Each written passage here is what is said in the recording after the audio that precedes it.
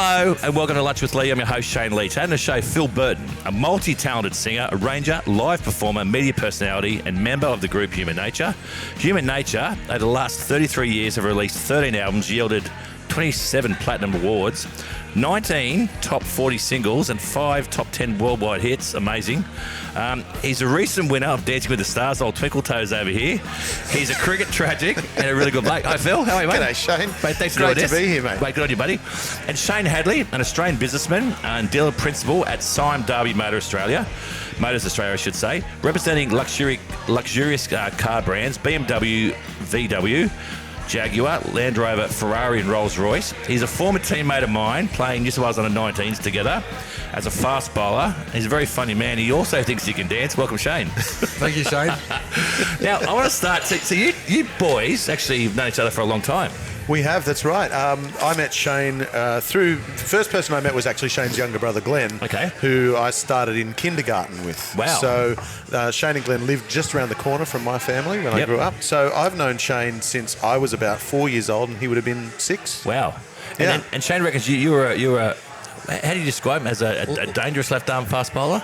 Left arm, not fast, nude, not real fast. Yeah. And dangerous, probably not to the batsman, more to the silly point fielder. So what would you guys have in common? So he's singing, dancing, he's doing his stuff, and you're out there bowling bouncers. How do you two become mates? Look, we met through accident. My Phil's mum used to go on a daily walk and was walking past our house, and my brother used to annoy the shit out of everyone that lives in our neighbourhood, and he hosed her. So after probably 4 or 5 saturations, she decided that enough's enough, and she went and knocked on the door and said to my mum, "Your little bastard of a son is wetting me every time I go on my daily walk," and the families have been brilliant. Close as and best friends ever since. So, absolutely, yeah. I remember that Glenn actually used the garbage bin lid as a shield as he hosed Mum.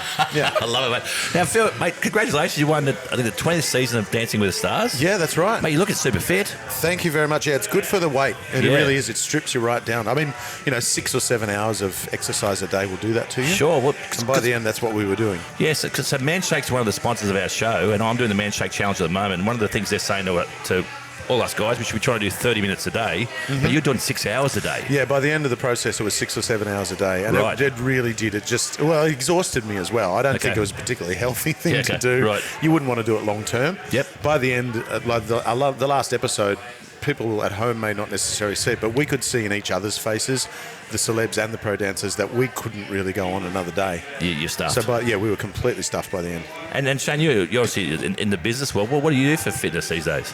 I don't do as much as 6 hours a day. I'm actually preparing in a very casual way at the moment for the City Surf in a couple of weeks. So we've got a group from Sime Darby that are going to participate in that as a corporate team, and I'm going to go along and try and stay away from Is a corporate team, do they one does 1K and then you tag someone else to the next K? No, I've done one of those before. We're doing the whole 14K, so there won't be much full-on running, but we'll walk and we'll go down and pace. So I find it quite ironic because when you and I used to be going out together many years ago, we started in Bondi and ended up back in the city. So it was the other way around. It was the same New South Head Road sort of route that we'll be taking from. So we're looking forward to it. Now, Phil, Liverpool boy originally, went to school in Campbelltown. Yes, Glenfield. Yep. How does a boy from the Campbelltown area go from Campbelltown to Motown? That's a good one. I like that. Yeah, there you go. That's all yours. Well, I think it's just, we met at high school, the other guys from Human Nature and myself. We were at high school together. In about year 10, we were all in the school choir, and Andrew had the idea of putting together a doo-wop group for an end-of-year concert. Right. And we just loved that so much that we kept going. The school just started asking if we would do things at certain, like award ceremonies, school assemblies.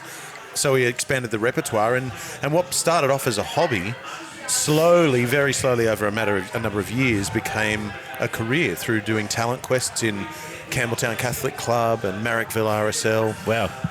These clubs started asking us if we would do paid gigs for them, so we put together a cabaret show. Because you're called Four Tracks originally. Four Tracks, that's when we were called the Four Tracks. So we were doing cabaret covers around Sydney, Cliff Richard tunes, all that sort of stuff, all the cool music. Yeah. And then after about 5 or 6 years, we started recording original material, and that's when we got the attention of Sony Music, and that's how we got into the pop business. And then, 33 years later, and as I mentioned at the start, that many #1 hits and gold records and that sort of stuff. It's been an amazing journey. It is. And 2,500 shows in Vegas. Yes, that's right. Over 11 years, 2,500 shows. Christ. It was a very intense period. Vegas was amazing. It was a really great experience, but it was intense because you were literally living work life 24/7. Now, Shane, you're in the car industry, right? You sell luxury car brands with Sime Darby, which I think it's a Malaysian business. Yep. It was the biggest rubber company in the world at one stage. Oh, the business is so. The breadth of that business globally is massive. Huge rubber business, but it's just huge, and they've got a reasonable automotive presence in Australia, both in. So you sell Ferraris and. So we've got in Brisbane, we've got Ferrari, Rolls Royce, BMW is our main OEM or franchise. We've got 2 BMW businesses in Brisbane, and we also have Volvo, and in Sydney we represent 2 BMW sites. As well as Volkswagen and Porsche and Jaguar Land Rover. So, big business and good, very, very good group. This is where I try and bring it together because back to Motown. Motown was born in Detroit, 1959. That's right, the Motor City. Very good, the Motor City. So see, bring it together, Shane. That's what we do here on Lunch with Lee. I like it. It's a great segue. But it's for me, Motown. It's why has it lasted so long, and why does it still sound so current? Do you think? Is it because it was the first in America? Was everything's oppressive and people looking down? It was the first company pretty much run by the black people then, and you think that's become part of it and the passion behind it? Is it? I think so. I mean, growing, as you mentioned, it started in Detroit, which was very much an industrial kind of city, but so very working class. Mm-hmm. I think a lot of people initially could probably relate to the musicians and the artists. They were just kids that grew up on the street just like them. Yeah. Berry Gordy, who created the company, he basically took them all under his wing. He obviously had a magnificent vision. Sure. And he basically took these kids, their passion, and he created all this incredible music. He took the best of the best and he put it all together. Yeah. And it worked so well. I think also, as you said, it was run by black people. Yeah. But we've heard from so many people like Smokey Robinson and the Temptations that the whole idea was not to create music for black people. It was to create music for everybody. So it was inclusive. It was very, before very inclusive. inclusivity was a cool thing. Yeah. That's right. And, when we recorded the Motown music, 50 years later, some people in Australia, we actually got more pressure and more grief than in America by people saying, oh, you've taken this black music and it's cultural appropriation. But in America, particularly the people that actually created it in the first place, for them, having 4 white Aussie kids bring that music back to them was just basically validation that what they did was successful, and they loved it. Do you have a favourite Motown song? Mine's Tracks of My Tears. That's Smokey a beautiful Robinson. tune. Isn't that a beautiful song? Yeah, it's fantastic. I would probably go with maybe Reach Out, I'll Be There, Four Tops. Yeah. It's a big sing, and it just always gets the crowd up. It's great. Mate. You got one, mate? I'm on Phil's. I've heard Phil do that, and I know. I enjoy listening to Phil sing that. So yeah. And you're starting your solo. It's around soul music, which is obviously with Motown born. That's right. So when can we come and see you, mate? Well, I'm doing a bunch of shows through Sydney and Newcastle and Wollongong that start in September and go through till about February next year. It's called Sweet Soul Music. So I'll be doing, as you said, some Motown tunes, but we'll also be expanding out from there, and I'll be throwing in people from Stax and Philadelphia Soul, people like Otis Redding, Wilson Pickett, all those sort of great people, Arthur Conley, these fantastic songs that just going to create a really fantastic party. I did a bunch of solo shows back in February that were very personal to me. Okay. Music that I grew up with. These ones are going to be more of a party. Come along and just get up on your feet and dance and sing along. When we were going out and back in the cricket days, Shane, like live music was a big part of going out, and it sort of died off. I think it's coming back now. Do you agree? I'm feeling like I agree. People want to see more of it. Yeah. It's just a venue thing. It's hard now to find. You used to be able to go to every pub on the corner and there'd be someone just gigging. And now it's a lot harder to do that. There are some iconic music venues. I know we were arranging before before today, before you got here, Phil, to see when we can come and watch one of your shows. So we're probably lining up the first one to do that. And there's a beautiful. group of us We'll be there. At the classic, the Bridge Hotel in Roselle. I think, yes, you can't get a more iconic venue than that, really, can you? That takes us back to some old days that we probably care to forget. It's a really good segue. The old days, mate. You saw us under 19s. We're playing. You're a year older than me, so you're the opening bowler. We had this really talented young wicketkeeper called Adam Gilchrist. He went all right, yeah. And you're the fast bowler, and he took you over the stumps. I think he got 5 leg side stumpings off you. Is that when you realised maybe the motor industry was a better thing to go into? I listened to your daily sports show today, and I saw the intro that said that Lunch with Lee was back today, and you introduced Phil and of course me, and I thought, you know what, there's nothing like Mr. Shane Lee putting some mayo on the story. So once again, but to tell you the truth, we were playing against Tasmania. Yes. We're in Bowral. Yes, we were. And Gilly saw an opportunity to get me a wicket, and it didn't bother me back in those days what it said on the scorecard. It just mattered of it's what. A wicket. It was you a got wicket. 5 wickets, and there wouldn't be a better player that I could have chosen to whip those bowls off down the leg side. So I remember you and I having a conversation after that match. We were having a beer, and we both agreed. Ian Healy just came in as the Australian wicketkeeper, and we both agreed that Adam Gilchrist will be the next wicketkeeper. And he sure was. You guys got it right. We're right, yeah. I always am quite stunned, as I've known Shane since he was 6 and I was 4, that all of those people that he was with back in those teen years, and it's pretty amazing. I mean, Shane's doing really well with what he does in his career now, but there's just some names like that people would really be impressed, like Adam Gilchrist and Justin Langer spending so much time. Shane Lee, for instance. He did all right all too. The greats. Yeah. But me I'm a sports fan, and I think that comes with being a musician. You look at professional sports people and you sort of feel sympathetic with them, I guess. Yep. So it always blows my mind when I hear stories of Shane when he went to Scotland for 6 months and was playing with Justin Langer over there and things like that. It's really fantastic. Well, you might not know this, but Gilly actually played Green Shield with us at West. And I didn't know that, no. So Gilly. I thought he was a Gordon boy through and through. No. So Gilly's first grade club was West. Right. And I was playing grade cricket with his brother Dean, and he's had more clubs than the Delta. He has. And Dean said to me, he goes, "Oh look," he said, and I was captain of the Green Shield team. You were playing at Campbelltown at the time. Yeah. And I said, and he said, "Oh, I've got my younger brother is interested in having a game of Green Shield this year." And I said, "Okay." I said, "Where's he from?" He goes, "He lives in Lismore." And he said, "Can we have a chat about getting?" I said, "What does he do?" He said, "He's a wicketkeeper batsman." And I go, "Is he any good?" and he goes, "Oh, you'll play for Australia one day." Yeah, I go, of course. Typical older brother. Sure. But he turned up and he stayed at our place pretty much that summer, and the rest is history. He's amazing. I know you love your cricket, Phil. I do. Your thoughts on Bazball and this current Ashes series? Are you enjoying it? Do you like the style of play? Is Test cricket going forward, or do you think they're going backwards? I think that if anything is going to save Test cricket, if I'm being brutally honest, Bazball is probably it. Because pretty much it's taken the idea of a draw out of the equation unless there's rain. Yeah. Basically, there's going to be a result in every test, which I think is fantastic. It's a risky strategy. It's very risky. But I guess if you're a team that wants to put that risk of either we're going to win it or we're going to lose it, I guess you've got to take that one day or 2020 attitude into it and try to be really, really positive. Yeah. So I actually think it's a really good thing for Test cricket. And I think as I said, if anything's going to save it, then making it a little bit more aggressive is probably the way to go. I'll ask the purists now over here. What are your thoughts? There's nothing more frustrating than watching two teams play for 5 days to a draw in Pakistan. Okay, yeah. No, I agree. Okay. True. Yep. And so to watch two teams sort of fight it out in their own way, you know what? I'm very tired.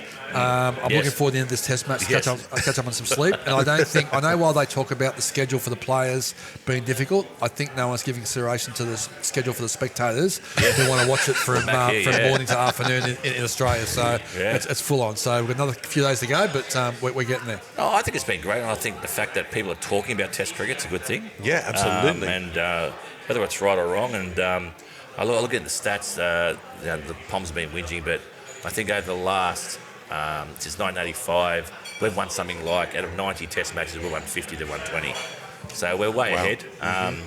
But I like the way they play. But it'd be just to see Australia want to try and win the series 3-1, to walk away and to quash all whinging from the Bongs. That's exactly right. Yep. Yeah. I love that people are coming out with, they look at old footage and they, because of social media now, they can put stuff up and keep it relevant. And I watched an interview this morning with the Brits from 2019 when they were up 2-0 and ended up the rain basically got them the Ashes, and how ecstatic they were then. I mean, That's right. now they're whinging saying, if it wasn't for the rain, we'd have the Ashes. But Michael Clark, as captain, he basically was like, full credit to the English. They were up 2-0 after the first 2 tests, and we gave them too much of a start. So hearing that again now, you're like, well, the Brits, come on, you could be the same now, couldn't you? We were up 2-0. That's when Michael Clark didn't speak about himself in the fourth person. Yeah. Anyway, all of this possible. Hey, so baseball's a whole new, the new way we're playing cricket and Test cricket.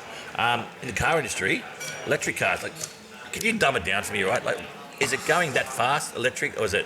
Yeah. Are the petrol cars here to stay? Where's it at? Yeah, it's going fast. Is it? It's going fast. The biggest hurdle that we've got as a nation, and I guess influencing the growth of electric cars, is we've all got these ideas of lowering the emission levels, emission levels and the carbon levels, but with us being such a vast and size of land, it's difficult to have that many charging stations. So the biggest thing for us, China's different. China's got so many CBDs, the cities that are close together, that they can have the resource for charging stations. For us to drive, we might drive for 8 hours through desert if we're getting to a certain spot. To have charging stations in those spots is difficult. So that's the first hurdle. So it's about the battery argument again now, isn't it? Yeah, the second bit is about, with your iPhone, there comes a stage where the memory in your battery just gets less and less.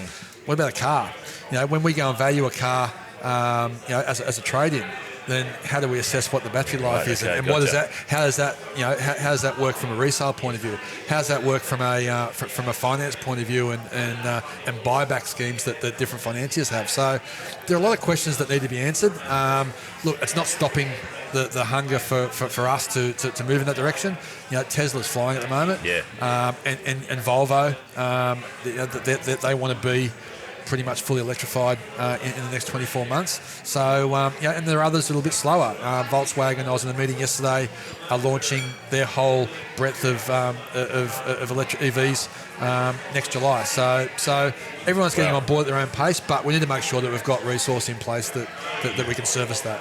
Is there going to be a spot, you reckon, where they can get replaceable batteries in a car to keep the value up? There will be, and that'll be the thing. That'll be the next opportunity for business enterprise out there to find, and they're already there, to find a solution to that problem. And how long until we can go have lunch with Lee, have a few drinks, and the car drives us home on our own? How far away are we from that? Well, I Can't be that far, can it? This afternoon we might be able to give it a go this afternoon. We'll get in cab this afternoon. We definitely won't be driving. Okay, yeah. The technology's there. It's called Uber. It's called Uber, yeah. Oh, look, there are places that do that and opportunities where you can do that at the moment, but I think the insurance and the liability around risk are too great for a little while. Everything's moving fast with AI. Yeah. Hey, I want to ask you, Phil, about who were your musical idols growing up? When I was growing up, probably the first one for me was the Beatles. Yeah. My dad had the whole Beatles box collection at home, and I would sit down and listen to his record player and just play all of his records that he had. He had a really eclectic taste. So one minute there was Glenn Campbell, the next minute there was Led Zeppelin. Yeah. So the Beatles were the one that really, really, for some reason, clicked with me. And I think it was that musicality, the complexity of what they did. And I would listen to their records over and over again. From there, when I started learning piano, when I was a kid, it was probably Billy Joel. Okay. Yeah, I hated practicing the piano, so I'd go do the lesson and then just not practice the scales. But I would gladly put on some Billy Joel and pick out the chords by ear. That would definitely help with your singing, wouldn't it? Absolutely. Yeah, it developed my ear for music, so I have a very strong ear for what I'm hearing. Yep. But as a result, I can bang out the chords on a song, but I'm not very good at the complex fingers that go with it. So that's something that comes with practice that I just never wanted to do. And then from there, probably when I was a teenager, Freddie Mercury and Queen were a massive influence. Yeah. It's got to be the greatest frontman of all time, surely. Oh, completely. Yeah, I totally agree. just what he did. Watch that footage of him at Live Aid. Far out. Yeah, But what people forget at Live Aid, they were not huge at that time. They were a band that was on the wane. People were like, oh, Queen, they're old.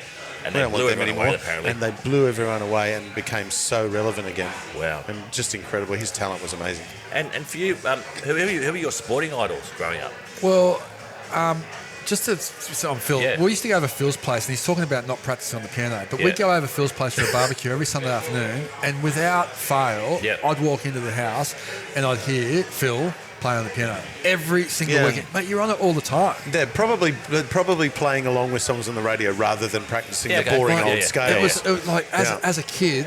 Like we go over there and fill out a pool at his place. So we go over there and sponge off that. We'd bring our sausages and a couple of bottles of wine, and then we'd go and we'd swim in the pool. But he would be on the piano and just like bang bang every single weekend. But it was forced a lot of the time. It was the hours because my mum, we had a piano growing up. Mum played the piano and she wanted me to learn. I couldn't sit still. Brett couldn't sit still. My youngest brother Grant's classically trained. He's a fantastic piano player. Yeah, that's right. very good. And but he used to sit there with his metronome and just like for hours and it's just graft, isn't it? Yeah, that's what I couldn't do that. I couldn't really just get into that whole rote thing of just over and over doing the same thing. But he would be so tired. Phil would be so tired from practicing the piano all day and then going out and swimming in the pool that we'd have the barbecue at night, and he'd literally fall asleep at the table.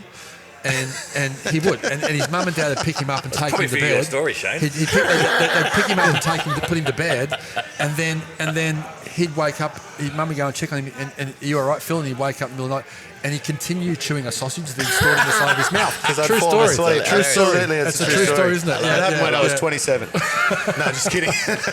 Now, have you got any of his sequin jackets that he likes to wear? No. Some of those bling things you wear are good. Yeah, I should lend them out to friends when they're going out clubbing, shouldn't I? Absolutely. Bring it back. What do you reckon? Sporting idols. Yeah, let's get back to that. Sporting idols for me. Look, for me, it revolved around cricket. That was my great passion. But I'd have to say, like way back, Dennis Lilly. Yeah, DK. Yeah. Legend. And then when he used to like just wipe the sweat off his brow. The one finger. The one finger. Yeah. And then more recently, I guess I really enjoyed watching some of the players that I had the opportunity to play with and against through different levels who went on and had that passion to reach the top and watch them enjoy their careers. And the thing that I enjoyed most about it, and being a parent now, as we all are, is watching their kids enjoy their retirement. That's something that I really, and when I gave up cricket, I never had any regrets. And probably the only, and it really creates a point in your life where you go, you know what, I just didn't want it bad enough, and other things become a priority, and that's okay. Yeah, that's life. But the people that get there, they have this desire that nothing's going to stop them from getting to the top. And I never had any regrets until I watched some of the children and the families of some of those people that I grew up with retiring and thinking, that would have been pretty cool. So, yeah. Oh, I want to ask you, because one thing we all got in common, we all sort of, I grew up down the South Coast, but I played cricket for Campbelltown. We're from the Western Sydney area, and I hope we can say boys done good. Yeah, absolutely. I think we're all doing pretty well. But are you proud of what you've achieved? When you pinch yourself, do you ever take a step back and go, I've spent time in Vegas, I've put out albums, you've lived a dream, really, touring the world. Yeah, I mean, look, life gets in the way of those sort of things. You struggle with certain things in life that tends to, so you've got to weigh the good with the bad at times, but you've really got to make sure that sometimes you do look back at what you've done and be grateful with what you have. Yes, you do. I mean, that's the way that people say that, to live a good life and a happy life is to be grateful for what you've got. So, funnily enough, the last couple of years that we've been touring with Human Nature, when the guys come back to Australia from Vegas, we've been doing a show where we do look back and we tell the audience all the stories of the things that we've done. And for us, that's actually forced us to kind of look back with a bit of nostalgia on what we've done. Yeah. And it's a really great feeling. It really is. And I think we are very proud of ourselves and can look back on it. And so I'd have to say, in the balance in life, I've had some really amazing experiences. There's always going to be challenges going on, but in general, I've had a luckier life than most. Yeah, well, I'm very proud of you because the only other person I know from the Campbelltown area that's gone on to go to Vegas is Adam Hughes, and he was a stripper from Thunder from Down Under. He might be doing all right though. Well, he does. He was in the original one with Jamie Jury. That's there you go. The Hughes boys. So him and his younger brother Dave, and look, whatever it takes to get there. You got to get your kid off. He had a good rig. Great rig. Can I ask Phil a question? Yeah. Phil, I'm interested with you coming back to Australia, and you said that the guys come back and you guys tour again. Mm-hmm. How do you find, with those guys still working together a little bit over there? Yep. How do you find getting back into that to that floor? Is that something that? Are you more relaxed in doing that now? I'm interested in the dynamic of that. No, that's a great question because actually over the last, I've been here for about 3 years now. I think over that time, it's gotten easier. At first, it was very, very awkward, and understandably so. We've been together for 34 years this year. Oh, right. So at the 31-year mark, one of us left to live on the other side of the world, and it's the first time that we've been apart like that ever since we've been together. So I would have to say that the first couple of times that we got back together to do gigs in Australia, it was awkward. Yep. And a little bit difficult to find our feet again. And how do we deal with each other? And what can we talk about? What can we talk about the show we're doing in Vegas? Can Phil talk about his solo shows? Oh, you gotcha, or is there going to be some kind of jealousy or weirdness there? Yeah. All the normal stuff happens in bands. Yeah. That's right. But I think over the last probably one or two times, particularly the time just last month, the guys were back here, we went out to Birdsville and did the Big Red Bash, which was a unique gig. We've never done a gig like that before. And I think the uniqueness of that made us realise, you know what, when we get together, this is really fun. Magical. Yeah. And there's something magical about it. So something kind of clicked and changed in that one trip. And now things just feel so much more comfortable. I was just doing a Zoom call with the guys yesterday, and it was just so natural. We're talking about our kids, we're talking about our partners. Your boys are looking forward. Finally, I know, it's taken 34 years, but we're there. Yeah, well done. So now it feels so much more natural. So thanks, Shane. I'll ask everyone the same question that comes on Lunch with Lee. If I'll ask you first, Shane, a young boy or girl wants to go into the world of business or even professional sport, what advice would you give them? The only person that you can't lie to is the one looking back from the mirror. Be true to yourself. Ask yourself questions and answer them honestly. And you know what? Just be a believer. Yep. And a young boy or girl's at school and they have a real passion for the arts. What advice would you give them? I would say when it comes to artists, a lot of the time there is a really big sense of insecurity. Whether what they're doing is good enough. So I would say try to fight that anxiety and that insecurity and have a bit of self-confidence, even if it means faking it at the time. Wow, okay. Yeah, just fake that self-confidence because you're going to sell it with your confidence. It's all about confidence.